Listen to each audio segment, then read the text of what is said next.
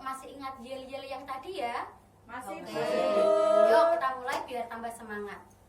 Uang tidak cukup, Ya diatur dong. Oke, sekarang kita akan belajar tentang merencanakan hutang dengan hati-hati. Jadi berhutang itu juga harus hati-hati, Bu.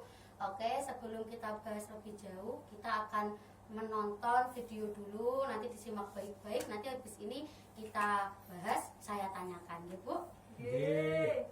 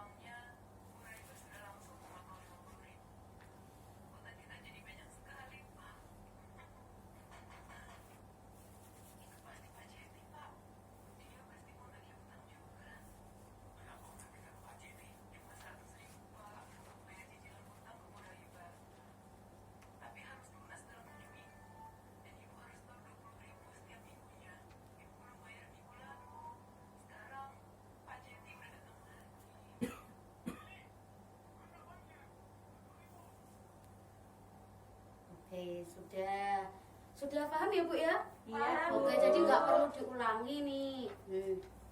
Sekarang dari video yang sudah kita tonton, saya mau tanya Bu Indah. Ya, dari video yang sudah kita tonton ini, masalah apa yang dialami oleh Bu Lili tadi, Bu? Bu Lili harus mengeluarkan uang di luar anggaran, Bu. Oh iya, ini di luar anggaran ya, Bu ya. Iya. Oke, jadi jika kita tidak rutin menabung dan tidak dapat mengendalikan pengeluaran, maka kita akan lebih sering berhutang. Hutang yang tidak dikelola dengan cermat bisa membawa masalah besar. Nah, tapi seperti di video ini, ketika memang tidak punya tabungan, maka akhirnya akan berhutang dan itu akan membawa masalah besar ketika berhutangnya tidak berhati-hati. Oke, ada 5 hal yang harus diperhatikan sebelum memutuskan untuk berhutang.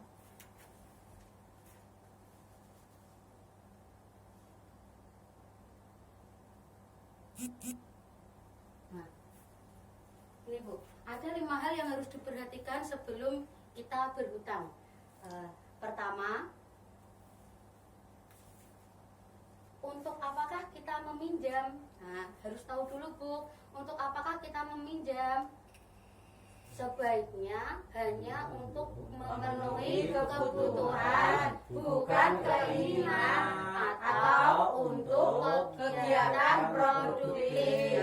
Kegiatan produktif itu seperti apa ya? Misalkan untuk modal usaha, itu boleh berhutang.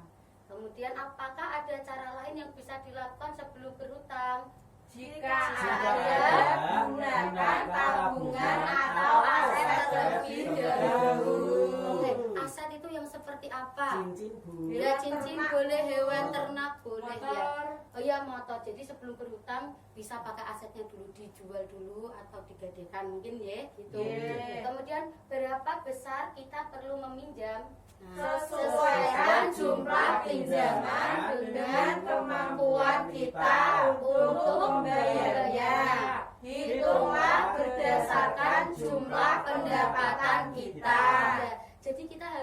dulu pendapatan kita berapa, baru kita bisa meminjam. Jangan sampai meminjamnya itu lebih besar daripada pendapatan kita, itu nanti besar pasak daripada dia. Kita Bu, lampun paham nah ibu-ibu ini. Bagaimanakah kita dapat membayar kembali pinjaman? Sesuaikan waktu pengembalian pinjaman dengan pola pendapatan kita. Tetap atau tidak, musiman atau tidak. Jadi pengembalian itu beragam ya Bu ya. Kita bisa memilih musiman atau tidak, tetap. Misalkan gajinya tanggal 10, berarti kita bisa membayar sekitar 12 atau 13. Kalau musiman, kita juga bisa membayarnya waktu musim panen misalnya. Itu juga ada perjanjian biasanya Bu ya. Kemudian kemanakah kita dapat meminjam? Bandingkan tempat-tempat meminjam yang ada.